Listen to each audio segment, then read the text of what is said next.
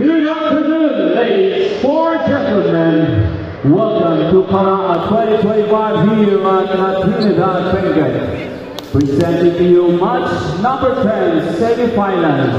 Volleyball elementary boys. And to be playing between the Baguio City representing Mabini Elementary School and PJ Elementary School, Santa Tomas Elementary School, and Gibraltar Elementary School.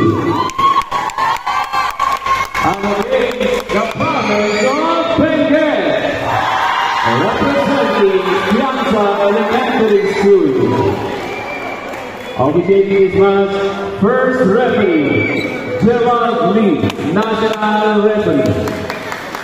Second referee, Jefferson Lee, National Referee.